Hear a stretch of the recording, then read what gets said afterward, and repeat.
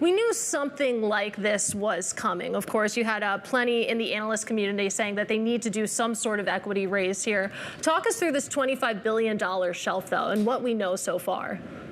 Sure. So a shelf filing is really sort of a precursor to raising any kind of equity, and it can be a mix, actually, of stocks or bonds. Although in Boeing's case, they're more likely to issue, lean heavily on stock issuance, just because their debt is sort of teetering at that precipice of junk, and they're very much trying to avoid that. You had both S&P and Moody's now warning that they are reviewing Boeing's credit for a potential downgrade in junk. That would make the company the biggest so-called fallen angel ever, really. And it would obviously increase Boeing's cost at a time that they can ill afford more expenses.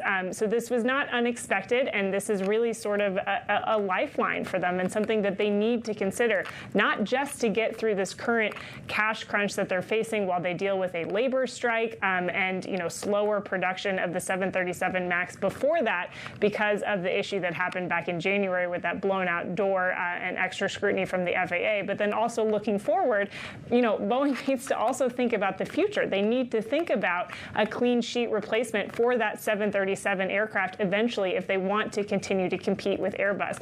And so for Boeing to think about that future, to have that future, they really do need to be thinking about some sort of financial lifeline here.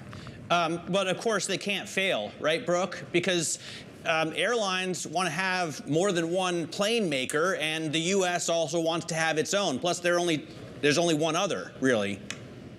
Absolutely. And I mean, the reason why we're sort of in this position to some extent is because there was so much consolidation in the aerospace manufacturing industry in the U.S. And you are right. Boeing is really the only viable maker of large aircraft in the U.S. It is a national champion. It is a major defense contractor. So it is not an option for this company to fail. And the U.S. government cannot let that happen. So there is that backstop there. But that, there are shades of in between there, between a company falling into junk status and getting to the point where we're talking about too big to fail.